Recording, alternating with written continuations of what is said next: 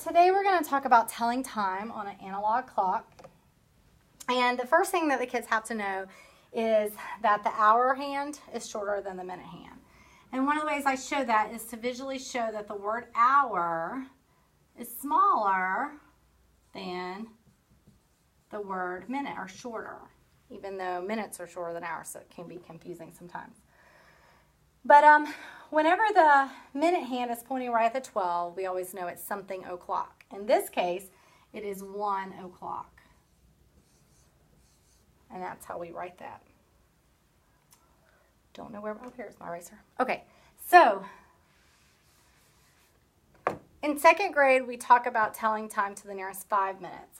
So what they learn is as this minute hand moves around, it pulls the hour hand to go with it. And so when it gets down to the 6, which is halfway around, we see the hour hand has moved. It's no longer right on the 1. It's about halfway in between the 1 and the 2. But because we haven't gone around and made a whole hour, it hasn't gotten to the 2 yet. So we have to remember that it's still 1 something. And in this case, since we move in 5 minutes, or we talk about that these numbers are in 5 minutes, we can count by 5s. 5, 10, 15, 20, 25, 30. In this case, it's 1:30. The kids do a pretty good job when they're talking about time when the minute hand is over here. They can see, okay, it's not to the 2 yet, so it must be 1. They can count by 5s, and they get, oh, it's 1:25.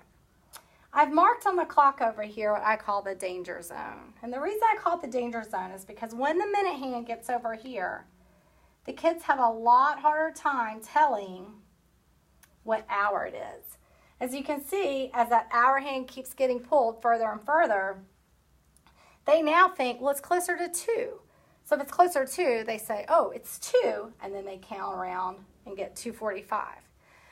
So what we really have to get them to work on is I always ask them to look at the minute hand first and to ask themselves if the minute hand is in the danger zone. And if it's in the danger zone, I tell them to turn on their thinking caps and to say, okay, I really have to pay attention to this hour hand, that even though it looks like it's pointing to the 2, it hasn't come to the next hour yet.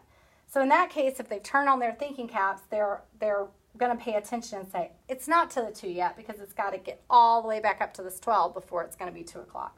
So it must still be 1, 5, 10, 15, 20, 25, 30, 35, 40, 45, 1:45. So just getting them to practice